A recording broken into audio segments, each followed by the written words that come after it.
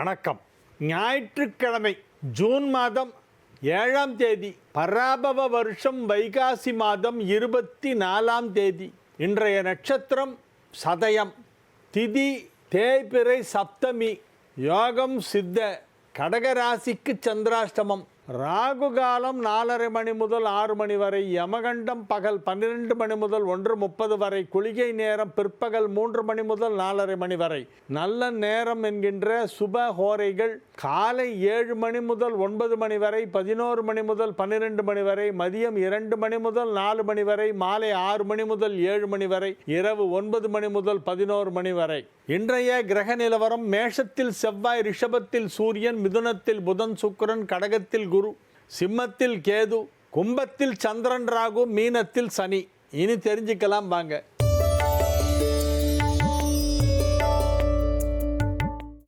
தினசரி மதிய உணவு தயாரானதும் அன்னபூரணி தெய்வத்துக்கு சிறிதளவு சாதத்தை எடுத்து அதில் நெய் விட்டு அன்னபூரணிக்கு நைவேத்தியம் செய்யலாம். பிறகு காகத்திற்கு உணவு வைக்கும் பொழுது 2 சொட்டு நல்லெண்ணெய் விட்டு உணவு வைக்க வேண்டும். காக்காய்க்கு நல்லெண்ணெய் பிடிக்கணும் உங்களுக்கு யார் சொன்னால்? காக்கா சொல்லித்தா. எள் போட்டால் காகம் உண்ணாது, எனவே நல்லெண்ணெய். இது சரிதானா சார்? வெறுமனே சாதம் வச்சா காக்கா சாப்பிடும் சார். காக்காயில் ஒரு 2 பருப்பு வேணால் வைக்கலாம். சாதத்து மேலே 1 ஸ்பூன் பருப்பு ஊற்றி சாதம் வச்சிட்டிங்கன்னா மொட்டை மாடியில் வச்சா காக்கா வந்து சாப்பிட்டு போயிடும். நீங்கள் சொன்ன இந்த விஷயம் நல்லா இருக்குது. டெய்லியே அன்னபூரணி தேவிக்கு, அம்பிகை அன்னபூரணிக்கு சாதத்தை நைவேத்தியம் செய்துவிட்டு நாம் சாப்பிட வேண்டும் சொல்கிறீங்களே, அது ரொம்ப கரெக்டு. அன்னபூரணின்னு இல்லை, டெய்லியே வீட்டில் என்ன பண்ணுவாங்க, சமையல் ஆன உடனே அந்த பாத்திரம் சாதம் வடித்தது இருக்குல்ல, அதை அப்படியே கொண்டு போய் பூஜை ரூமில் வைப்பாங்க. அதில் மேலே கொஞ்சம் 1 ஸ்பூன் நெய், 1 ஸ்பூன் பருப்பு போட்டுட்டு அதை சாமிக்கு காமிச்சிட்டு அந்த காயத்ரி மந்திரம் சொல்லி தண்ணியை சுற்றுவாங்க. ஓம் பூர்பவ சோக தத்ச விதுர்வரேண்யம் பர்கோ தேவஸ்ய திமிஹி தியோயோன பிரச்சோதயாத் அப்படின்னு சொல்லிவிட்டு அதுக்கப்புறமா அதை எடுத்துகிட்டு வருவாங்க. அதுதான் நைவேத்தியம். அப்படி தான் படையல் பண்ணோம். அப்புறமா நம்ம ரெகுலராக சாப்பிட்ற மாதிரி நம்ம எடுத்து போட்டுக்கிட்டு சாப்பிட்றது. அதெல்லாம் அப்புறமா வெறும் சாதத்தை மட்டும் நைவேத்தியம் பண்ணால் போகிறோம். எனக்கு தெரிஞ்ச ஒரு நண்பர் இருக்கார். அவர் வீட்டில் செய்கிற எல்லாத்தையுமே நைவேத்தியம் பண்ணுவார். காலையில் காஃபி கொடுத்தாங்கன்னா அந்த காஃபியை கொண்டு போய் சாமி முன்னால் வச்சுட்டு வேண்டிட்டு தான் காஃபி குடிப்பார். அதே மாதிரி சாயந்தரம் எதாவது டிஃபன் பண்ணுறாங்க வீட்டில், பஜ்ஜி போண்டா பக்கோடா அந்த மாதிரி எதாவது பண்ணால் அதை ஒரு பிளேட் எடுத்துகிட்டு போய் அங்கே வச்சுட்டு தான் சாமி முன்னால் காமிச்சிட்டு தான் அவர் சாப்பிடுவார். சாப்பாடை சாமி முன்னால் வச்சுட்டு தான் சாப்பிடுவார். சாப்பாடு, காஃபி, டீ, டிஃபன்லேருந்து எல்லாமே கடவுளுக்கு முன்னால் வச்சுட்டு தான் சாப்பிடுவார். அந்த மாதிரி ஒரு வழக்கம் இருக்குது. அதாவது அந்த உணவை வழங்கியதற்காக நன்றி. அந்த உணவை சாப்பிட்ற அளவுக்கு நமக்கு இன்றைக்கி உடல்நிலை இருக்கே, அதுக்காக நன்றி. சில பேரால் சாப்பிட முடியல. அதனால் ஆரோக்கியமாக இறைவன் நம்மை வைத்திருக்கிறான். சாப்பிட்ற அளவுக்கு உடம்பில் ஆரோக்கியம் இருக்குது அப்படிங்கிறதுக்காக நன்றி சொல்வது. எனவே இந்த நைவேத்தியம் பண்ணுறதுங்கிறதே ஒரு வகையிலே இறைவனுக்கு நன்றி சொல்வது என்று எடுத்துக்கொள்ளலாம். மேஷ லக்னம், அதன் அதிபதி உட்பட 5 கிரகம் ரிஷபத்தில், ராகு, செவ்வாய், சனி, குரு, சுக்கிரன் 2001 இருப்பது எத்தகைய பலனை தரும்? நல்லது தான் சார். அந்த கிரக சேர்க்கை வந்து தீமை செய்ய சார். ஏன்னா அது ரிஷபத்தில் சேர்ந்துருக்கு. ரிஷபத்துக்கு அதிபதியும் கூடவே இருக்குது, சுக்கிரனும் இருக்குது. அதற்கு நட்பு கிரகமான சனியும் கூடவே இருக்குது. அதனால் ஒன்றும் ஆகாது. எனக்கு தெரிஞ்ச இந்த 2001 தான் இந்த கிரக அமைப்பு வந்தது. 2001 அப்போ நல்லா தான் இருந்தது. அப்போ பிறந்த குழந்தைங்கள்லாம் நல்லா இருக்காங்க. இப்போல்லாம் கல்யாணம் ஆகிட்டுருக்கு ஒருத்தருக்கா. கிரகப்பிரவேசம் முடிந்து விட்டது.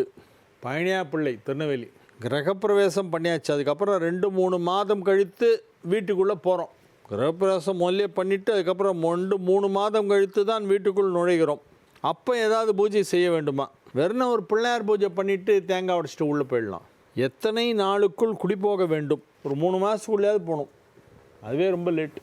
கிரகப்பிரவேசம்லாம் 1 வாரம் முன்னால் பண்ணால் போகிறோம். சில பேர் காலையில் கிரகப்பிரவேசம் பண்ணிட்டு சாயந்தரம் ஷிஃப்டிங் பண்ணிட்டு போயிடுறாங்க. கிரகப்பிரவேசத்துக்கு முன்னெல்லாம் பசுமாடு கூட்டு வரதான் ரொம்ப விசேஷமாக ஒரு முக்கியமான ஒரு விஷயமாக அதை கருதுவார்கள். ஆனால் இப்போ 3வது மாடியில் ஃப்ளாட் வாங்குகிறான், பசுமாடு எப்படி கூட்டு வருது? படி ஏறாது மாடு.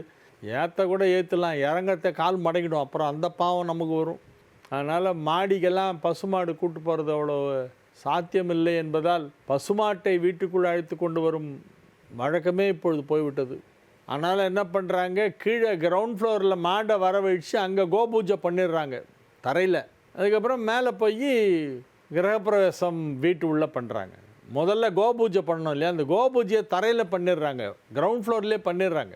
பண்ணிவிட்டு அதுக்கப்புறமா இவங்கெல்லாம் மங்கள பொருட்களை எல்லாம் எடுத்துக்கிட்டு அதுக்கப்புறமா மாடிக்கு போகிறாங்க, தன்னுடைய சொந்த ஃப்ளாட்டுக்கு. நாங்கள் ஆவணி மாதம் புதுமனை புகுவிழா செய்யலாம் என்று இருக்கிறோம். அதற்கு தகுந்த நாள் பார்த்து செய்யுமாறு உங்களை தாழ்மையுடன் கேட்டுக்கொள்கிறேன். சார், நீங்கள் எனக்கு இதில் அனுப்புங்க, என்னோடய வெப்சைட்டில் அனுப்புங்க. இதை திருமணத்திற்கு 10 பொருத்தங்கள் என்கிறார்கள், ஆனால் 12 பொருத்தங்கள் இருக்கிறதே. 12 இல்லை, 21 பொருத்தம் இருக்குது. ரொம்ப டீப்பாக போனோம்னா அதில் இந்த 10 பொருத்தங்களில் ரஜ்ஜு பொருத்தம், யோனி பொருத்தம் ரெண்டும் கம்பல்சரி. அதில் ஏதாவது ஒன்று இல்லைன்னா கூட அவ்வளோதான், பண்ணக்கூடாது. ரஜ்ஜு பொருத்தம் இருக்கணும், யோனி பொருத்தம் இருக்கணும், ரெண்டும் ரொம்ப முக்கியம். ராசி 8 6ஆகவும் 6 8ஆகவும் அமையக்கூடாது. ஆண் ராசியிலிருந்து பெண் ராசி, பெண் ராசியிலிருந்து ஆண் ராசி, எதுவுமே 6 8 8 6 வரக்கூடாது, சஷ்டாஷ்டக தோஷம். அது தவிர ரஜ்ஜு யோனி இருக்கணும். தெற்கு நோக்கி அமர்ந்தவாறு சந்தனம் அரைக்கக்கூடாது என்று சொல்கிறார்களே, நான் கேள்விப்பட்டதே இல்லை இது வரைக்கும். சந்தனம் அரைக்கிறதுக்கெல்லாம் தசை பார்ப்பாங்களா என்ன? சந்தன கல் கட்டை நிறைய இடத்துல இருக்கும், எல்லாம் அரைப்பாங்க. எங்கள் வீட்டிலே பூஜைக்கு சந்தன கல் கட்டை இருக்கும், அது எங்கள் அப்பா தான் அரைப்பார். விஷ்ணு சாஸ்திரம் சொல்லிகிட்டே சந்தனம் அரைப்பார் அவர்.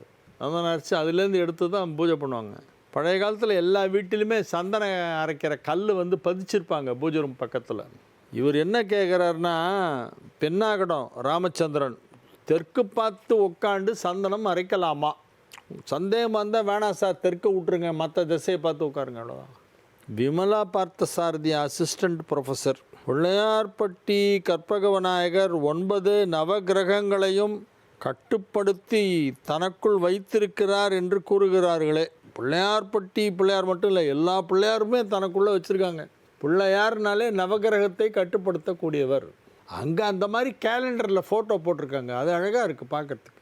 நவகிரகத்தை பிள்ளையாரோடு சேர்த்து கனெக்ட் பண்ணி போட்டு கேலண்டர்லாம் போட்டிருக்காங்க பிள்ளையார்பட்டியில். நான் பார்த்தேன், அது நான் கூட ஒரு படம் வச்சுருந்தேன் அந்த மாதிரி, நவகிரகமும் விநாயகரும் சேர்ந்து இருக்க மாதிரி. விநாயகருங்கிறது சிவனுடைய அம்சம், அதனால் சிவன் அம்சமாக இருக்கிறதுனால நவகிரகம் அவருக்குள் கட்டுப்படும். சிவனுக்கு கட்டுப்பட்டது தானே நவகிரகமே. சிவனை மீறி நவகிரகம் ஒன்றும் பண்ண முடியாது. பிள்ளையாருங்கிறது யார்? சிவனுடைய ஒரு ரூபம், அவரும் சிவனுடைய புத்திரன் தானே. அதனால் அவர் நவகிரகங்களை எல்லாம் கட்டுப்படுத்தக்கூடிய ஒரு தெய்வம். அவர் கட்டுப்படுத்தி வைத்திருக்கிறார், தனக்குள் வைத்திருக்கிறார் என்று சொல்வது ரொம்ப சரியான ஒரு விஷயம். ஆனால் இதில் பிள்ளையார்பட்டி பிள்ளையார் மட்டும்தான் அப்படி வச்சுருக்காரு அப்படின்னா, அப்போ மற்ற ஊர் பிள்ளையாரெலாம் கும்பிட்டாக்கா நவகிரகம் கட்டுப்படாதா? அது நீங்கள் கேட்ட கேள்வி அது விமலா பார்த்தசாரதி. விநாயகரை வழிபட்டாலே நவகிரகங்களை கட்டுப்படுத்தும். எனக்கு பிள்ளையார்பட்டி பிள்ளையார்கிட்ட ரொம்ப ஈடுபாடு ஜாஸ்தி. நான் வருஷத்துக்கு ஒரு தரம் போகிற வழக்கம் உண்டு. இந்த கோவிலில் பூஜை பண்ணுற பெரியவர்லேருந்து எல்லாருமே எனக்கு நல்ல பழக்கமானவங்க தான். பிச்சை குருக்கள் தான் அங்கே பிரதானமாக இருக்கார். வேத பாடசாலை வச்சு நடத்துகிறார், வேதம் ஆகமம்லாம் சொல்லி கொடுக்குறார். நிறைய ஸ்டூடெண்ட்ஸை தயார்படுத்தியிருக்கார் அவர். வெளிநாடுகள்லாம் இருக்கக்கூடிய நம்ம கோவில்களுக்கெல்லாம் இன்றைக்கி பூஜை பண்ணுறதுக்கு இவர் தான் இங்கேருந்து அனுப்புவார், குருக்களே அனுப்புவார். ஆன்மீக உலகிலே பெரிய ஒரு மதிப்பும் மரியாதையும் உள்ளவர் பிச்சை குருக்கள் அவர்கள். அதே மாதிரி பாடசாலை வச்சு நடத்தக்கூடிய ராஜா குருக்கள், ராஜா பட்டர், திருப்பரங்குன்றம் ராஜா பட்டர், தூத்துக்குடி செல்வம் பட்டர், இவங்க எல்லாமே ஆன்மீகத்திற்காக மிகப்பெரிய சேவை செய்து கொண்டு இருப்பவர்கள். அதனால் பிள்ளையார்பட்டி பிள்ளையார் எனக்கு ரொம்ப பிடிச்ச பிள்ளையார், எனக்கு ரொம்ப ஈடுபாடு உண்டு. பொதுவாகவே விநாயகர் வழிபாடு நவகிரகங்களின் நன்மையை, நவகிரகங்கள் நமக்கு நன்மை செய்வதற்கு விநாயகர் வழிபாடு தேவை. பி சுரேஷ், திருச்சி மாவட்டம், லால்குடி சுரேஷ் கேட்குறாரு, புஷ்கர நவாம்சத்தில் ஒரு கிரகம் அமர்ந்து திசை நடத்தினால் அது பொருளாதார உயர்வை ஏற்படுத்தும் என்று சொல்கிறார்களே, இது பற்றி தங்கள் கருத்து என்ன? ஆமாம் சார், நல்ல கரெக்டாக கேட்டீங்க. பெரிய செல்வ செழிப்பு ஏற்படும், பெரிய செழிப்பு ஏற்படும். நவாம்சத்தில் அந்த மாதிரி ஒரு வலுவாக இருந்த ஒரு கிரகம் தசை நடத்தினா அந்த தசை நமக்கு நல்ல ஏஜில் வரணும். தசை எந்த வயசில் வருதுங்கிறது ரொம்ப முக்கியம். பெரிய செல்வத்தை கொடுக்கும், அதில் எந்தவித சந்தேகமும் இல்லை. ராமச்சந்திரன் பெண்ணாடம், உடுப்பி ஹோட்டல் மாடி. 111 மேற்கு மெயின் ரோடு. சிவாலயங்களில் எந்த தெய்வங்களை எத்தனை முறை வலம் வர வேண்டும்? கொடிமரத்துக்கு அடியில் உள்ள பலிப்பீடத்தை தொடக்கூடாது என்று சொல்கிறார்களே, உண்மையா? பலிப்பீடத்தை நம்ம தொட வேண்டாம். அது ஒரு சாதம் உருண்டை வைப்பாங்க இதிலெல்லாம் உச்சிகால பூஜைக்கு, அப்புறம் மற்ற நேரத்துக்கெல்லாம் அந்த மாதிரி வைக்கிற ஒரு வழக்கம் உண்டு. அது பலின்று சொல்லுவாங்க. அதுக்கப்புறமா சிவாலயங்களில் எந்த சன்னதியை எவ்வளோ முறை வலம் வரணும்னு சொல்கிறீங்க? எல்லாத்தையுமே ஒரு தரம் வந்தால் போகிறோம், இல்லை 3 தரம் பண்ணுங்கள். ஒன்று இல்லைன்னா 3. நவகிரகத்தை மட்டும் 9 தரம். ஏன்னா 9 கிரகம் இருக்குல்ல, அதனால் 9 வாட்டி பண்ணணும். மற்ற சன்னதியெல்லாம் 1 தரம் அல்லது 3 தரம் பண்ணலாம். இறைவனை வணங்கும் பொழுது அழுது அரற்ற வேண்டுமா, இல்லை அமைதியான முறையில் கைத்தொழ வேண்டுமா? அமைதியாக கழுதுவதாலே போகும். நம்ம மனசில் நினச்சிக்கணும் என்னென்ன பிரச்சனையோ அதெல்லாம் மனசில் நினச்சிட்டா அவர் புரிஞ்சுப்பார். அழுது புலம்பி உருண்டு பிறண்டெல்லாம் அழுதெல்லாம் சாமி கும்பிடணுன்னு ஒன்றும் யாரும் சாமி சொல்லவே இல்லை. சில பேர் தேம்பி அழுவாங்க கோயிலில் நின்றுட்டு. அவங்களுக்கு ஏதோ ஃபேமிலியில் பெரிய கஷ்டம் போல் இருக்குது, அதனால் வேறு யார்ட்டையும் சொல்ல முடியல, சொல்லி சன்னதியில் நின்றுட்டு அழுவாங்க, நான் பார்த்துருக்கேன். ஆனால் இறைவன் அழுதா உடனே சீக்கிரம் இறங்கி வருவான்லாம் மட்டும் சொல்லாதீங்க. இறைவன் நல்ல இசைக்கு இறங்கி வருவான். அது அப்பரே ஒரு தேவாரத்தில் சொல்கிறார்.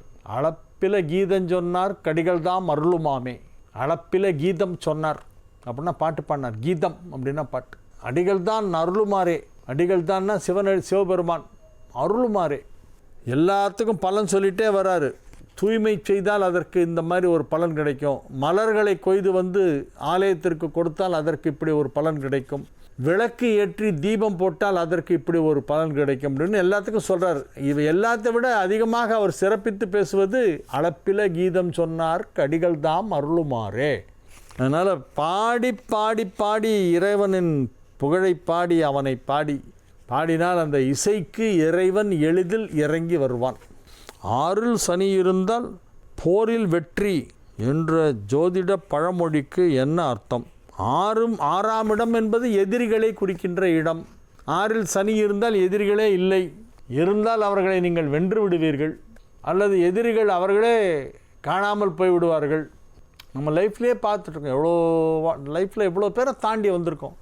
சில பேர்லாம் நமக்கு ஒரு பீரியடில் டெரராக இருப்பாங்க, இவனால் நமக்கு ஏதோ ஆயிடுமோன்னு பயப்படுவோம். கடைசியில் பார்த்தா அவன் அட்ரஸே எல்லாம் போயிடுவான். அந்த மாதிரி நிறைய பேரை கிராஸ் பண்ணி தான் நான் வந்திருப்போம் வாழ்க்கையில் எல்லாருமே. ஒரு குறிப்பிட்ட நேரத்தில் சில பேர் பவர்ஃபுல்லாக இருப்பாங்க, அதுக்கப்புறம் பார்த்தா அவங்க டம்மி பீஸ் ஆகிடுவாங்க. சுவாமி பெயருக்கே அர்ச்சனை செய்யுங்கள் என்று சொல்கிறார்களே, இது சரியா தவறு? இது சாமி பேருக்கு நீ என்ன அர்ச்சனை பண்ணுறது? அவருக்கு தான் எல்லாமே பண்ணுறோம். மனுஷனுக்கு அர்ச்சனை பண்ணுறோம், சாமி தான் அர்ச்சனை. நாம் செய்கின்ற எல்லா அர்ச்சனைகளும் இறைவனுக்குத்தான் செய்கிறோம், மனிதர்களுக்கு யாரும் செய்யறதே கிடையாது. பேர் நட்சத்திரம் சொல்கிறது ஃப்ரம் அட்ரஸ் போடுறோம், கீழே கையெழுத்து போடணும் இல்லையா, இப்படிக்கு அப்படின்னு, அதுதான் பேர். நீ பேர் நட்சத்திரம் சொல்லி தான் அர்ச்சனை பண்ணணும். பேர் நட்சத்திரம் சொல்லாமல் அர்ச்சனை பண்ணால் அது மொட்டை கடிதாஸ் மாதிரி ஆகிடும். யார் போடுறாங்கன்னு தெரியணும்ல. யார் லெட்டர் எழுதினா கீழே கையெழுத்து போடணுமா வேண்டாமா, இப்படிக்கு. இப்போலாம் புதுசாக இவன் அப்படின்னு 3 சுழி இன்னும் போடுறாங்க. ஏதோ ஒன்று போட்டு கையெழுத்து போடணுமா இல்லையா, அந்த கையெழுத்து தான் உங்கள் பேர் நட்சத்திரம் ராசி கோத்திரம் இதெல்லாம். அது தெரியாதவங்க என்ன பண்ணுவாங்க, சாமி பேருக்கே பண்ணிடுங்கம்பாங்க. ஏன்னா இவங்களுக்கு இவங்களுடைய நட்சத்திரம் கோத்திரம் தெரியாது, அதனால் அப்படி சொல்லுவாங்க. தெரிஞ்சு வச்சுட்டு போய் பண்ணால் நல்லது. ஒளிமயமான எதிர்காலம். உங்கள் ஆன்மீக சந்தேகங்களுக்கு விடை காண நீங்கள் கடிதம் எழுதி அனுப்ப வேண்டிய முகவரி தெரிஞ்சுக்கலாம் வாங்க. Zee Tamil 33B Olympia Platina, SIDCO industrial estate, Guindy, Chennai 600032.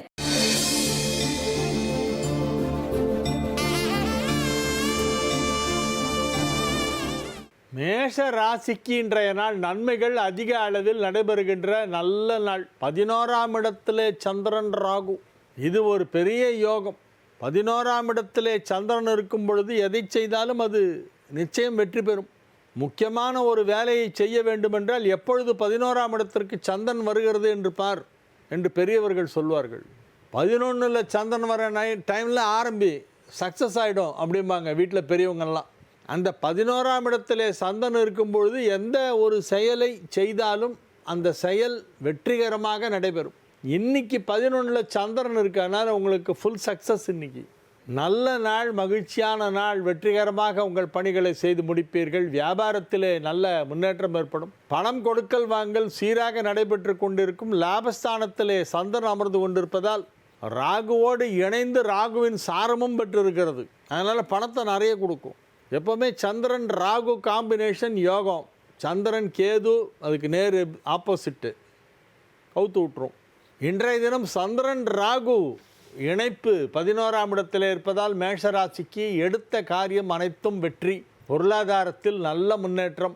ஒரு சிலருக்கு உயர் பதவிகள் கிடைக்க வாய்ப்பு இருக்கிறது. உயர் பதவிகளுக்கு உங்கள் பெயர் பரிந்துரைக்கப்படும். கௌரவ பதவிகள் கிடைக்கும். மேஷராசினருக்கு நல்ல குரு உச்சமாக இருக்கிறதுனால இப்போ கௌரவ பதவிகள், ப்ரெஸ்டீஜியஸான பெரிய பதவிகளெல்லாம் கிடைக்கும். அது பொருளாதார ரீதியாக நன்மை பயக்குமா இல்லையா என்பது வேறு விஷயம். அந்த பாயிண்ட்டுக்குள்ளே நான் வரல. ப்ரெஸ்டீஜியஸ் சோஷியல் ஸ்டேட்டஸ் ஏற்படுத்தக்கூடிய, சமூக அந்தஸ்தை உயர்த்தக்கூடிய சில பதவிகளெல்லாம் மேஷராசிக்கு கிடைக்க வாய்ப்புள்ளது. ரிஷபராசி அன்பர்கள் இன்று மிகுந்த மகிழ்ச்சியுடன் இருப்பார்கள். 2ஆம் இடத்திலே ராசிநாதனாகிய சுக்கிரன் புதனோடு இணைந்திருக்கிறது என்பது அற்புதமான ஒரு யோகம். அனைத்து விதமான நன்மைகளும் நடைபெறுகின்ற நல்ல நாள். ரிஷப ராசினர் இன்றைய தினம் வியாபாரத்திலே மிக சிறப்பான முன்னேற்றத்தை காண்பார்கள். வியாபார வளர்ச்சி மிக சிறப்பாக இருக்கும். ரிஷபராசிக்கு 2ஆம் இடம் வலுப்பெற்று இருக்கிறது. தனஸ்தானம், குடும்பஸ்தானம், தனஸ்தானம், குடும்பஸ்தானம், வாக்குஸ்தானம் எனப்படும் 2ஆம் இடம் வலுப்பெற்று இருக்கிறது. 2இல் சுக்கிரன் புதன் சேர்க்கை. எனவே அது நன்மைகளை செய்யும். குடும்பத்தில் அமைதி ஏற்படும். பொருளாதாரத்தில் நல்ல முன்னேற்றம். பணம் கொடுக்கல் வாங்கல் சிறப்பாக நடைபெற்று கொண்டிருக்கும். எந்தவித தட்டுப்பாடும் இல்லாமல் பணம் வந்து கொண்டே இருக்கும். வரவுக்கேற்ற செலவும் இருக்கும். ஆனால் வரவு இருக்கே, அது போர்மே. எனவே இது ஒரு நல்ல நாள். மிதுன ராசி அன்பர்களுக்கெல்லாம் இப்பொழுது மிக சிறப்பான கிரக நிலவரம் ஏற்பட்டிருக்கிறது. எனவே நன்மைகள் அதிக அளவிலே நடைபெறும். 2ஆம் இடத்திலே குரு உச்சம் பெற்றிருப்பது ஒரு பெரிய யோகம். தனஸ்தானத்திலே தனகாரகன் குரு உச்சம். 2ல் குரு பெரிய யோகம். அதுலேயும் மிதுன லக்னத்துக்கு 2ல் குரு உச்சங்கிறது ரொம்ப பெரிய யோகம். மிக மிக சிறப்பான நன்மைகள் எல்லாம் நடைபெறுகின்ற நல்ல நாளாக மிதுன ராசிக்கு இன்றைய நாள் விளங்கும். 2ஆம் இடத்திலே வியாழன் வலுவாக அமர்ந்திருப்பதால் நீங்கள் சொல்வதை அனைவரும் ஒத்துக்கொள்வார்கள். உங்களுடைய கருத்துக்கு யாரும் மாற்று கருத்தே கூற மாட்டார்கள். நீங்கள் என்ன சொன்னாலும் அதை ஆமோதிப்பதற்கு அனைவரும் தயாராக இருப்பார்கள். அது உங்கள் இல்லத்தில் மட்டுமல்ல, உங்கள் அலுவலகத்திலும் கூட, வெளிவட்டாரங்களிலும் கூட நீங்கள் சொன்னால் அதை உடனடியாக சம்மதம் தெரிவித்து ஆமாம் கரெக்டு அப்படியே பண்ணலாம் என்று எல்லோரும் ஏற்றுக்கொள்வார்கள். உங்கள் கருத்துகள் உலகில் பலராலும் ஏற்றுக்கொள்ளப்படும். உங்கள் கருத்துக்களை மற்றவர்கள் ஏற்றுக்கொள்வார்கள் என்பதே உங்களுக்கு ஒரு வெற்றி. எனவே இது ஒரு நல்ல நாள். கடக ராசிக்கு இன்னைக்கு சந்திராஷ்டமம். இன்று முழுவதும் சந்திராஷ்டமம் இருக்கிறது கடகராசிக்கு. கடகராசிக்கு நாளைக்கு ராத்திரி வரைக்கும் இருக்குது சந்திராஷ்டமம். நாளை இரவு 11:23 வரை இருக்கிறது. இன்று முழுவதும் இருக்கிறது, நாளை முழுவதும் இருக்கிறது. இன்னைக்கு நாளைக்கும் 2 நாளைக்கு கடகராசிக்கு சந்திராஷ்டமம். எனவே அமைதியாக இருக்க வேண்டும். அதிகமாக பேசக்கூடாது. சர்ச்சைக்குரிய விஷயங்களை பற்றி வாயே திறக்கக்கூடாது. வேணும்னே உங்களை கான்ட்ரவர்சியில் மாட்டி உண்ணுங்கிறதுக்காக யாராவது ஏதாவது பேசுவாங்க. சர்ச்சைக்குரிய விஷயங்களில் நீங்கள் தலையிட வேண்டாம். யாரோ ஏதோ பேசிட்டு போட்டும். சோஷியல் மீடியாவில் யாரோ 2 பேர் சண்டை போட்டுப்பாங்க. இந்த பசங்க, சின்ன பசங்களாம் இருக்காங்களா, அவங்க என்ன பண்ணுவாங்க, அதில் போய் நடுவில் இவங்க கமெண்ட் பண்ணுவாங்க. எக்ஸுக்கும் ஒய்க்கும் ஏதோ தகராறு, அதில் நீ இன்னத்துக்கு நடுவில் மூக்க நுழைக்கிற. In what way you are affected by that. அந்த மாதிரி தேவையில்லாத சோஷியல் மீடியா கான்ட்ரவர்சிலெல்லாம் இன்றைக்கி மூக்க நுழைக்காதீங்க. சண்டை சச்சரவுக்கே போகாதீங்க. இன்றைக்கி சந்திராஷ்டமம் இருக்குது கடகத்துக்கு. சிம்ம ராசி அன்பர்கள் இன்று மிகுந்த மகிழ்ச்சியுடன் காணப்படுவார்கள். 9ஆம் இடம் வலுப்பெற்று இருக்கிறது. 9ஆம் இடத்தில் 9 கூடைய செவ்வாய் ஆட்சி பலம் பெற்றிருக்கிறது. பூமி சம்பந்தமான பிரச்சனைகள் முடிவுக்கு வரும். குடியிருக்கும் இடத்தில் ஏதாவது சட்ட சிக்கல் இருந்தால் இப்பொழுது அது சரியாகிவிடும். உங்களுக்கு சாதகமாக அமையும். தீர்ப்பு உங்களுக்கு சாதகமாக இருக்கும். வழக்குகள் ஏதேனும் நடைபெற்று கொண்டிருந்தால் இப்பொழுது அது முடிவுக்கு வரும். நன்மைகள் அதிக அளவிலே நடைபெறுகின்ற நல்ல நாள். வியாபாரம் நன்றாக நடைபெறும். உத்தியோகத்தில் நல்ல முன்னேற்றம் ஏற்படும். குடும்பத்தில் அனைவரும் ஒற்றுமையாக சந்தோஷமாக இருக்கக்கூடிய நல்ல நாளாக இந்த நாள் விளங்குகிறது. கன்னி ராசிக்கு இன்றைய தினம் மிக சிறப்பான நன்மைகள் எல்லாம் நடைபெறுகின்ற நல்ல நாள். 11ஆம் இடத்திலே குரு உச்சம் பெற்றிருப்பது ஒரு சிறப்பான யோகம். 10ஆம் இடத்திலே புதன் சுக்கிரன் இணைந்திருப்பதும் மிக சிறப்பான யோகம். ஆனால் 8ல் செவ்வாய் சும்மா இருக்காது. ஏதாவது வயிற்று வலி இடுப்பு வலின்னு ஏதாவது ஒன்று கிளப்பி விட்டுக்கிட்டே இருக்கும். அதனால் ஆரோக்கியத்தை பத்திரமாக பார்த்து கொள்ள வேண்டும். அஷ்டமாதிபதி வலுப்பெற்றிருப்பதால் இடுப்பில் பிரச்சனை வரும். ஹிப்பில் தான் ப்ராப்ளம். வயிறு, தொப்பை, இடுப்பு இந்த பகுதிகளில் ஏதாவது ஒரு சின்ன இன்ஃபெக்ஷன் இல்லைன்னா வலி ஏதாவது ஒரு உபத்திரவம் அதில் இருக்கும். அதனால் அதற்கு தகுந்தாற்போல் உங்கள் ஆரோக்கியத்தை பத்திரமாக பார்த்து கொள்ளுங்கள்.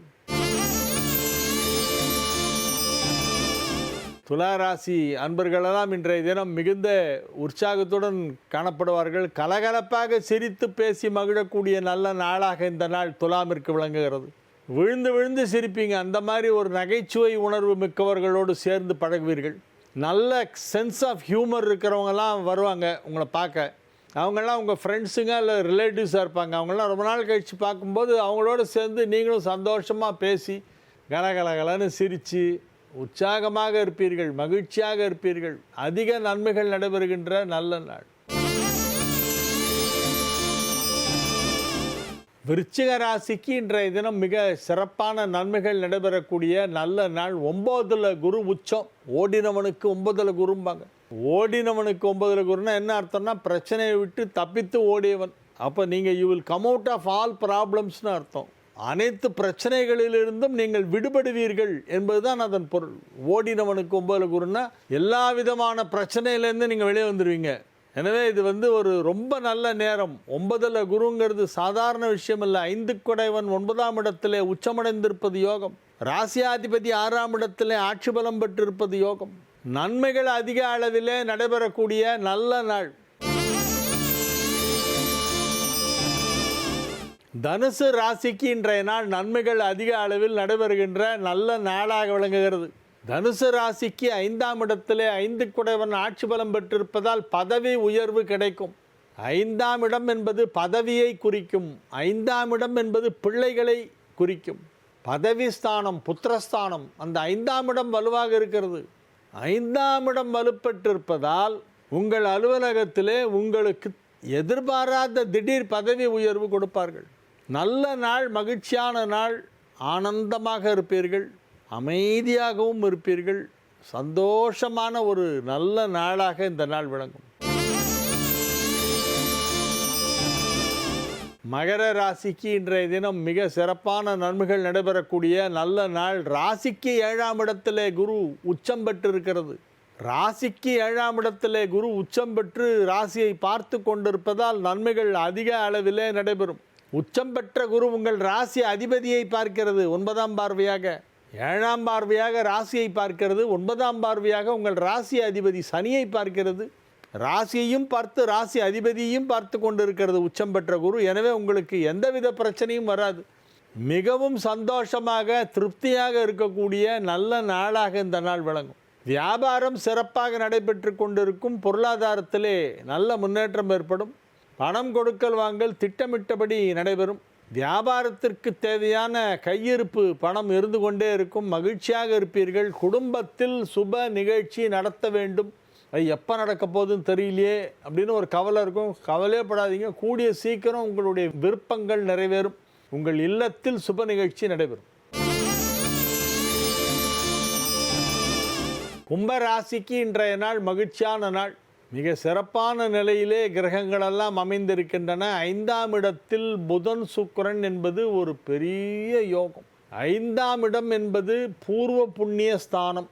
உங்கள் ராசிக்கு 5ஆம் இடம் மிதுனம். இப்பொழுது அந்த மிதுனத்திலே புதனும் சுக்கிரனும் ஒன்றாக இணைந்து விட்டன. 2 சுப கிரகங்கள். 5ஆம் வீட்டிற்கு அதிபதி புதன். உங்களுக்கு மிகப்பெரிய யோகத்தை கொடுக்கக்கூடிய கிரகம் சுக்கிரன். அவை இரண்டும் 5ஆம் இடத்தில் போய் ஒன்றாக மெர்ஜ் ஆயிடுச்சு. அப்படியே சூப்பராக இருக்குது, ரொம்ப நல்லா இருக்குது. எதிர்பாராத சில நன்மைகள் உங்கள் வியாபாரத்திலே நடைபெறும், தொழிலில் நடைபெறும். மகிழ்ச்சியாக இருப்பீர்கள், ஆரோக்கியமாக இருப்பீர்கள். அனைத்து விதமான நன்மைகளும் நடைபெறக்கூடிய நல்ல நாளாக இந்த நாள் விளங்குகிறது. குடும்ப வாழ்க்கை மகிழ்ச்சியாக இருக்கும், வியாபாரம் நன்றாக இருக்கும், உத்தியோகம் நன்றாக இருக்கும், ஆரோக்கியம் நன்றாக இருக்கும். மீன ராசிக்கு இன்றைய நாள் மிக மிக சிறப்பான நன்மைகள் எல்லாம் நடைபெறுகின்ற நல்ல நாளாக விளங்குகிறது. 2ஆம் இடத்திலே 2 குடைவன் ஆட்சி, 5ஆம் இடத்திலே ராசி அதிபதி உச்சம், 4ஆம் இடத்திலே 4 குடைவன் ஆட்சி, 12ஆம் இடத்திலே சந்திரன் இருப்பதால் செலவு ஜாஸ்தியாகும். இன்றைக்கி 1000 ரூபா பட்ஜெட்டில் முடிச்சிடலான்ட்டு போவீங்க, போனால் 10,000 ரூபா பில்லில் வந்து நிற்கும். அதனால் செலவுகளை கட்டுப்படுத்த வேண்டும் என்பது ஒன்று தான் இன்றைய தினம் ஒரு சின்ன வார்னிங். ஆனால் அது கூட நல்லாயிருக்கும். இன்றைக்கி நாள் நல்லாயிருக்கும், சந்தோஷமாக இருப்பீங்க, ஜாலியாக வெளியிலலாம் போயிட்டு சுற்றிட்டு வருவீங்க. நிறைய ஹோட்டலில் சனி ஞாயிறு போனால் சாப்பிட உட்காரத்துக்கு டேபிளே கிடைக்கல, வெளியில் பேர் கொடுத்துட்டு வெயிட் பண்ண வேண்டியிருக்கு. சார் உங்கள் டோக்கன் நம்பர் 175, வெயிட் பண்ணுங்கள் கூப்பிட்றேன் அப்படிம்பார் ஒருத்தர். கருப்பு பேண்ட்டு வெள்ளை சட்டை போட்டு டை கட்டி நிற்பார் வாசலில் ஒருத்தர், பாவம். அவர்கிட்ட நம்ம பேரை கொடுத்துட்டு உட்காந்துருக்கணும். எப்போ டேர்ன் வருதோ அப்போ தான் உள்ளே கூப்பிடுவாங்க, டேபிள் காலி, நீங்கள் 4 பேர் தானே, இப்படி வாங்க இப்படி வாங்க இப்படி வாங்க கூப்பிட்டு போகிற. அங்கே பார்த்தா 4 பேர் சாப்பிட்டுட்டு இருப்பாங்க, அவங்க பின்னால் நெல்லுங்க, அவங்க எழுந்தோடனே உட்காருங்கம்மா. அவன் சாப்பிட்றத பார்த்துக்கிட்டே இருக்கணும் நம்ம. என்ன காரணம், ஏன் இப்படியெல்லாம் கூட்டம் வருது அப்படின்னு கேட்டால், சார் நம்ம வீட்டு பொம்பளைங்கள்லாம் சனி ஞாயிறில் சமையலே பண்ணுறதில்ல சார், எல்லோரும் ஹோட்டல் வந்துடுறாங்க தெரியுமா அப்படின்றார் ஒருத்தர். எங்கள் வீட்டில் பண்ணுவாங்க, அதனால் எனக்கு தெரியல. எப்போ ஒரு தடவை நான் ஹோட்டலுக்கு போனால் அங்கே ஜேன்னு கூட்டம். என்னடான்னா பொம்பளைங்கள்லாம் சமைக்க மாட்டாங்க சார், சனி ஞாயிறில் அவங்களுக்கு ரெஸ்ட் வேணாமா, அதனால் சமைக்கிறது இல்லை. அப்போ மற்ற நாளில் அப்படின்னு நான் தான் சமைக்கிறேன் அப்படின்றார் அவர். அப்போ எல்லாம் ரெஸ்ட்டு சனி ஞாயிறு. மற்ற நாளில் இவர் சமைக்கிறாராம், சனி ஞாயிறு லேடிஸ் சமைக்க மாட்டாங்களாம், மற்ற நாள் நான் தான் சார் சமைக்கிறேன் அப்படிம்பார் அவர். அப்போ 5 நாள் இவர் சமைப்பார், 2 நாள் ஹோட்டலில், 7 நாள் தான் அவங்க சமைக்கிறது இல்லை.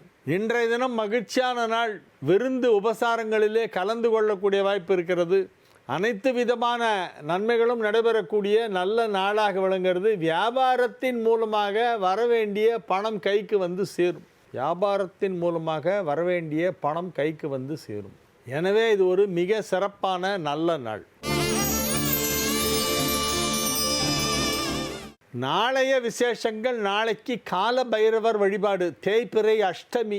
நாளைக்கு தேய்பிறை அஷ்டமி மாலை நேரத்திலே கால பைரவர் வழிபாடு செய்ய வேண்டும். அனைத்து சிவன் கோவில்களிலும் பைரவர் சன்னதி இருக்கும்.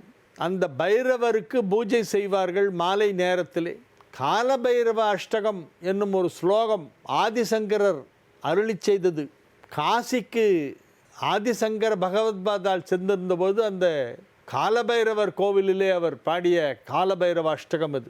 அந்த காலபைரவ அஷ்டகத்தை சொல்லி அது கேட்டு வழிபாடு செய்ய வேண்டும். பைரவர் வழிபாடு செய்தால் தீய சக்திகள் அருகில் வராது, கண் திருஷ்டி விலகும். ஏதாவது நெகட்டிவ் ஃபோர்ஸ் இருந்ததுன்னா அது நம்ம பக்கத்திலே வராது. காலபைரவரை நம்ம கும்பிட்றது எல்லா விதத்துக்கும் நமக்கு நல்லது. வாழிய செந்தமிழ், வாழ்க நற்றமிழர், வாழிய பாரத மணித்திருநாடு. வந்தே மாதரம், வந்தே மாதரம், வந்தே மாதரம். மீண்டும் நாளை நிகழ்ச்சியிலே உங்களை சந்திக்கும் வரை உங்களிடமிருந்து விடைபெற்றுக் கொள்வது உங்கள் வழிகாட்டி ஜோதிடர் கலைமாமணி ஹரிகேசநல்லூர் வெங்கட்ராமன். வணக்கம்.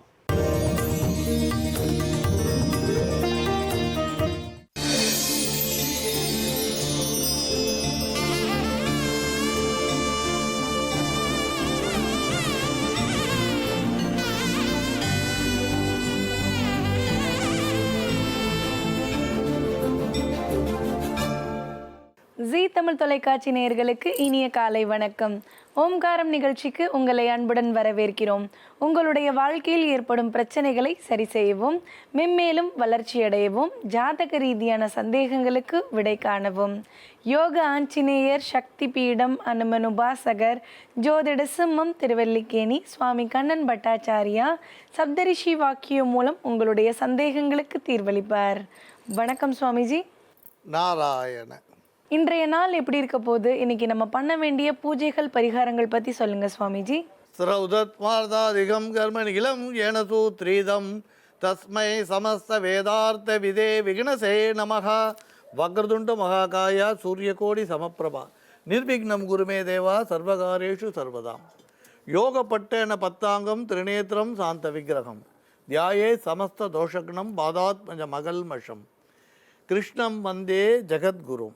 ஜெயந்தி மங்களா காளி பத்ரகாளி கபாலினி துர்கா க்ஷமாதிவாதாத்ரி ஸ்வாகா சோதா நமோஸ்துதே. குரு பிரம்மா குரு விஷ்ணு குருதேவோ மகேஸ்வரः குரு சாட்சாத் பரம்பிரம்மா தஸ்மை ஸ்ரீ குரவே நமக. அஸ்மத் குருபியோ நமக விகணச மகா குரவே நமக. அனுமன் சுவாமிகள் ஆசிகளுடன்.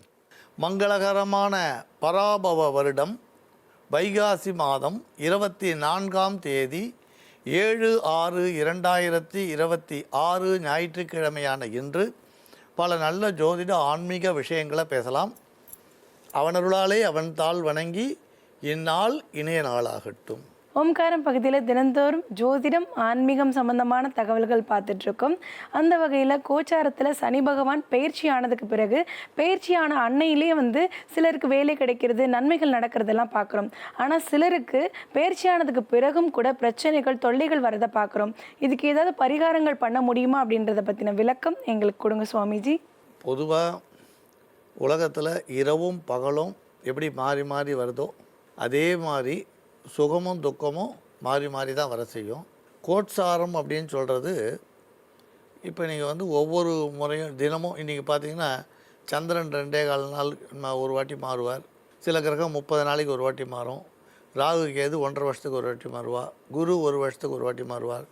சனி தோராயமாக 2.5 வருஷத்துக்கு ஒரு வாட்டி மாறுவார். இப்படி கிரகங்கள் சஞ்சாரம் பண்ணுறதை கோட்சாரம்னு சொல்கிறோம்.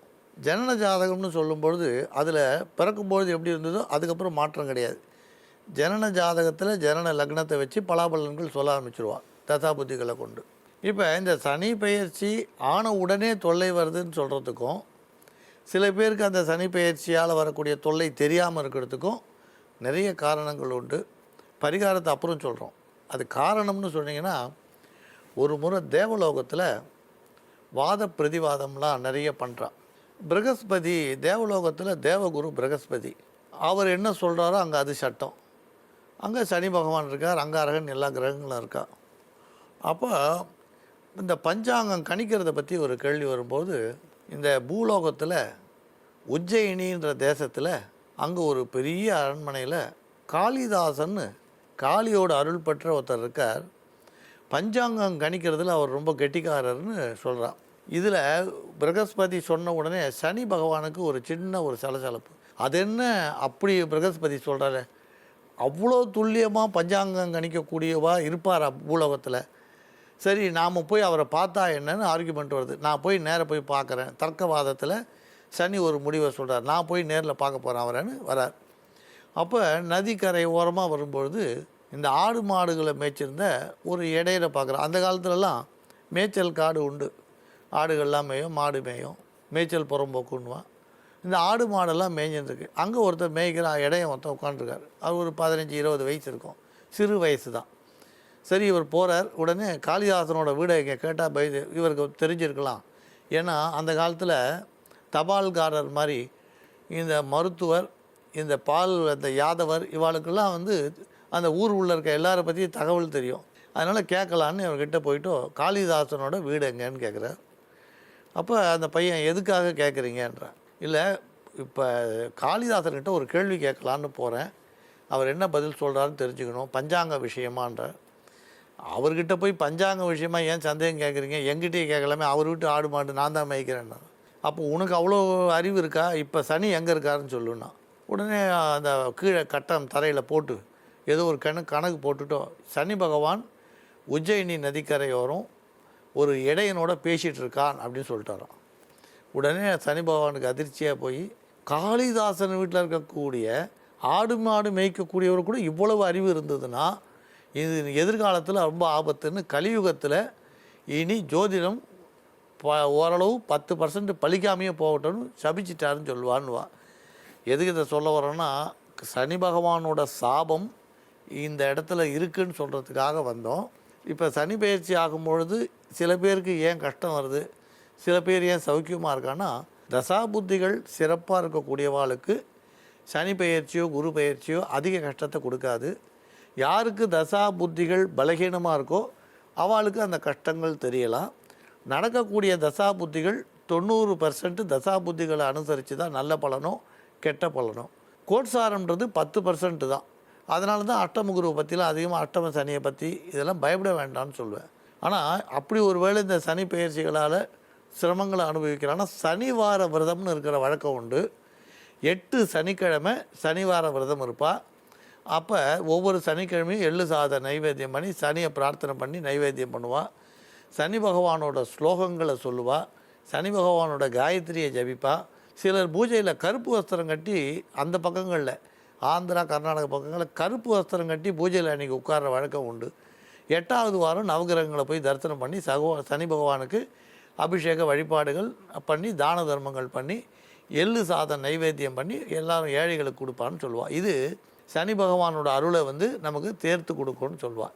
இது சனிவார விரதம்னு இதை பற்றி தனியாக சொல்லியிருக்கா. அது மாதிரி பிரச்சனை இருக்கும்போது நல்ல சரித்திரம் படிக்கலாம், சுந்தரகாண்ட பாராயணம் பண்ணலாம், சனிவார விரதம் இருக்கலாம். இதெல்லாம் சனி பகவானால் வரக்கூடிய தொல்லைகளை நிவர்த்தி பண்ணணும்னு சொல்லுவாள். இன்னும் பல அபூர்வ விஷயம் பின்னால் பேசலாம். இப்போ ஜோதிட ஆன்மீக கேள்விக்கு போகலாம். அவனருளாலே அவன் தாள் வணங்கி இந்நாள் இனிய நாள் ஆகட்டும். சனிப்பெயர்ச்சிக்கு பிறகும் சிலருக்கு தொல்லைகள் ஏற்படுறதுக்கான காரணம் என்ன, அதை நிவர்த்தி செய்ய என்ன பரிகாரம் அப்படின்றத பற்றின தெளிவான விளக்கம் கொடுத்ததுக்கு நன்றி சுவாமிஜி. நேர் அழைப்பில் காத்துட்ருக்குறாங்க. வணக்கம். வணக்கம். வணக்கம்மா, எங்கேருந்து பேசுகிறீங்க? உங்கள் பேர் என்னம்மா? நாங்கள் சேலத்துலேருந்து பேசுகிறோங்க. எங்கள் பையனுக்காக பேசுகிறோம். சொல்லுங்கம்மா, என்ன கேட்கணுமா? எங்கள் பையன் பேர் கௌதம். அவனுக்கு அரசு வேலை கிடைக்கிறத பற்றி கேட்கணும். சரிங்கம்மா, என்ன படிச்சிருக்காங்கம்மா அவங்க? அவன் பிஎஸ்சி அக்ரிகல்ச்சர், எம்எஸ்சி ஹார்டிகல்ச்சர் படிச்சிருக்காங்கங்க. சரிங்கம்மா, எக்ஸாம் ஏதாவது எழுதியிருக்கிறாங்களாம்மா? எக்ஸாம் எழுதுனா அப்புறம் வேலை கிடைக்கல. இப்போ மறுபடியும் புதுசாக படிக்கிறேன் அப்படின்னு ஆரம்பிச்சிருக்காங்கங்க. அரசு வேலைக்காக படிக்கிறேன்னு ஸ்டார்ட் பண்ணியிருக்காங்கங்க. சரிங்கம்மா, அவருடைய பிறந்த தேதி, ராசி, நட்சத்திரம் சொல்லுங்கம்மா. அவருடைய பிறந்த தேதி 20/5/1999. ராசி கடக ராசி, பூசம் நட்சத்திரம். சரிங்கம்மா, அரசு சம்பந்தமான வேலை வாய்ப்பு கிடைக்கிறதுக்கு என்ன பரிகாரம் பண்ணணும்ன்றத சுவாமிஜி உங்களுக்கு சொல்லுவாங்கம்மா. சுவாமிஜி, சப்தரிஷி வாக்கியப்படி அரசு உத்தியோக லாபத்துக்கு என்ன பரிகாரம் வருதுன்னு பார்க்கலாம்.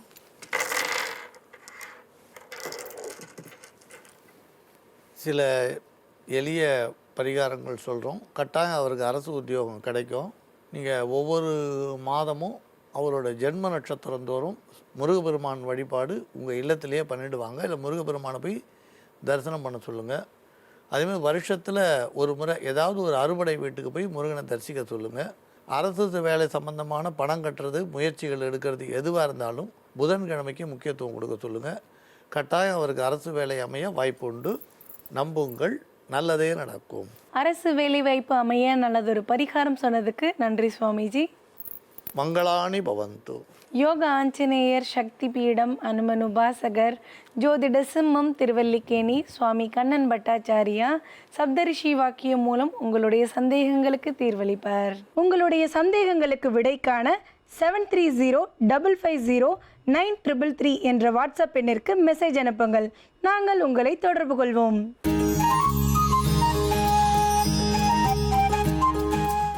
உலகெங்கும் பார்த்து ரசித்து கொண்டிருக்கும் ஜீ தமிழ் தொலைக்காட்சி நேயர்களுக்கு அன்பார்ந்த காலை வணக்கம். நேயர்களே, நம்ம உடலில் கட்டி வீக்கம் இதெல்லாம் ஒரு சில பேருக்கு வரும். அந்த கட்டி வீக்கம் வந்ததுன்னா என்ன பண்ணுறதுன்னு தெரியாமல் ரொம்ப சிரமப்படுவாங்க. உடலுக்கு உள்ளே வந்தாலும் பாதிப்பு தான், உடலுக்கு வெளியே இருந்தாலும் பாதிப்பு தான். சாதாரணமாக தோலில் வரக்கூடிய கட்டி வீக்கத்துக்கு மேலே பத்துலாம் போட்டால் கொஞ்சம் ஆறும். அப்படி இல்லைன்னா அதற்குண்டான சிகிச்சை முறைலாம் நம்ம மேற்கொள்வோம். அதேமாதிரி உள் உறுப்புகளில் வயிற்றில் ஏதாவது கட்டி வீக்கம்லாம் வந்தால் என்ன பண்ணுறதுன்னு தெரியாமல் ரொம்ப சிரமப்படுவாங்க. பரிசோதனை செய்து பார்ப்பாங்க, அதற்குண்டான மருந்து மாத்திரைலாம் செஞ்சு சாப்பிடுவாங்க. அதே மாதிரி ஒரு சில கட்டிகளை கரைத்து வெளியேற்றதுக்கு ரொம்ப தீவிரமான மருந்து மாத்திரை சாப்பிடணும். அப்படி முடியலன்னா ஆப்ரேஷன் தான் பண்ணணும். அதேமாதிரி கருப்பையில் ஒரு சில பெண்களுக்கு இந்த கட்டி வீக்கம்லாம் வரும். Fibroid, endometrium, chocolate cyst, PCOD, நீர்க்கட்டி, இது போல் பாதிப்புலாம் நிறையா வரும். அதற்கு நம்ம வீட்லேயே ஒரு சில மூலிகைகளை கொண்டு தயார் செய்து முதல்ல சாப்பிட்டு பார்க்கணும். அதில் குறைஞ்சா பார்க்கணும், குறையலைன்னா அதற்குண்டான மருத்துவ முறைகளை நம்ம மேற்கொள்ளணும். சாதாரணமாக நம்ம வீட்டில் சாப்பிட்றதுக்கும் வெளியில் ஒரு சில மூலிகைகளை வாங்கி சாப்பிட்றதுக்கும் மருந்து மாத்திரை சாப்பிட்றதுக்கும் நிறைய வித்தியாசம் இருக்குது. அந்த வகையில் இன்றைக்கு சதகுப்பை என்று சொல்லக்கூடிய மூலிகை வைத்து ஒரு மருந்து தயார் செய்ய போகிறோம். இந்த மருந்து சுரப்பிகளின் இயக்கத்தை சமச்சதற்கு பயன்படுது. நம் உடலில் எங்கெல்லாம் சுரப்பிகள் இயங்குதோ அந்த சுரப்பிகளின் இயக்கத்தை சமச்சதற்கு பயன்படுது. குறிப்பாக சொல்ல போனால் பெண்களுக்கு கருப்பையில் ஈஸ்ட்ரோஜன், ப்ரொஜெஸ்டரான் இவற்றின் அளவை சமன் செய்வதற்கு அது ரொம்ப பெருதவியாக இருக்கக்கூடியது. அதே சமயத்தில் கருப்பையில் வரக்கூடிய நீர்க்கட்டி, சதைக்கட்டி, ஃபைப்ராய்டு இவற்றையெல்லாம் கரைத்து வெளியேற்றுவதற்கும் சதகுப்பை, லவங்கப்பட்டை இதெல்லாம் நிறைய பயன்படக்கூடியது. இன்றைக்கு ஒரு மருந்து ஒன்று தயார் செய்ய போகிறோம். இந்த மருந்து சுரப்பிகளின் இயக்கத்தை சமன் செய்வதற்கும் உள்ளே வரக்கூடிய நம்ம உடலுக்கு உள்ளே வரக்கூடிய கட்டி வீக்கத்தை கரைப்பதற்கும் பயன்படக்கூடியது. முக்கியமாக மாதவிடாய் நேரத்தில் வரக்கூடிய வயிற்று வலி, இடுப்பு வலி இவற்றையெல்லாம் சரி செய்வதற்கும் கருப்பை இயக்கத்தை சமன் செய்வதற்கும் பயன்படக்கூடியது. அந்த மருந்து தயார் செய்யும் விதத்தை இப்பொழுது பார்க்கலாம். நேயர்களே, கருப்பையில் ஏற்படும் கட்டிகளை கரைக்கக்கூடிய மருந்து எப்படி செய்யறதுன்னு இப்போ பார்க்கலாம். இதற்கு தேவையான பொருட்கள்: சதகுப்பை, அதிமதுரம், லவங்கப்பட்டை, ஏலக்காய், நாட்டு சர்க்கரை. இப்போ இந்த பொருட்களை பயன்படுத்தி எப்படி ஒரு மருந்து தயார் பண்ணுறதுன்னு பார்க்கலாம். ஒரு பாத்திரத்தில் 200 மில்லி தண்ணீர் ஊற்றிக்கலாம். தண்ணி லேசாக சூடானதும் சதகுப்பை 1/2 ஸ்பூன் அளவுக்கு போட்டுக்கலாம். இது கூட அதிமதுரம் ஒரு சிறிய துண்டு இடித்து போட்டுக்கலாம். இது கூட லவங்கப்பட்டை ஒரு சிறிய துண்டு உடைச்சி போட்டுக்கலாம். இது கூட ஒரு ஏலக்காயை கிள்ளி சேர்த்துக்கலாம். கடைசியாக 1 ஸ்பூன் அளவு நாட்டு சர்க்கரை சேர்த்துக்கலாம். இப்போ இதை எல்லாத்தையும் ஒன்றா சேர்த்து நல்லா சுண்டா காய்ச்சிக்கலாம். இதில் நாட்டு சர்க்கரைக்கு பதிலாக பனை வெல்லம் தேவைப்பட்டாலும் சேர்த்துக்கலாம். இதை ஒரு டீ மாதிரியும் சாப்பிட்டுட்டு வரலாம். காலையிலையும் சாப்பிடலாம், அப்படி இல்லைனாலும் மாலை நேரத்தில் கூட சாப்பிடலாம். முக்கியமாக பெண்களுக்கு கருப்பையில் ஏற்படக்கூடிய நீர்க்கட்டிகளை கரைக்கக்கூடியது, மாதவிடாய் நேரத்தில் ஏற்படக்கூடிய வயிற்று வலியை சரி செய்யக்கூடியது. ஒரு சில பெண்களுக்கு மாதவிடாய் நேரத்தில் மாதவிடாய் ஆரம்பிக்கிறதுக்கு ஒரு முன்னாடியே ஒரு 2-3 நாட்கள் முன்னாடியே மூட் ஸ்விங்குன்னு சொல்லுவோம். அதாவது மனநிலையில் மாற்றங்கள் ஏற்படும். அவங்களுக்கு ஒரு பயம், பதட்டம் இதெல்லாம் இருக்கும். அதே மாதிரி தொடை பகுதியிலையும் இடுப்பு வலியும் அதிகமாக இருக்கும். இந்த பாதிப்புகள் எல்லாத்தையுமே சரி செய்யக்கூடியது. இப்போ இந்த மருந்து நல்லா சுண்டிடுச்சு. இதை வேற ஒரு பவுலில் வடிகட்டி எடுத்துக்கலாம். இதில் முக்கியமாக சதகுப்பையை சேர்த்துருக்கோம். இது சதகுப்பை சோயக்கீரை விதைன்னு சொல்லுவாங்க. சதகுப்பை பார்க்கறதுக்கு சீரகம் போல் இருக்கும். சீரகம் உருளையாக இருக்கும். இது தட்டையாக இருக்கும்.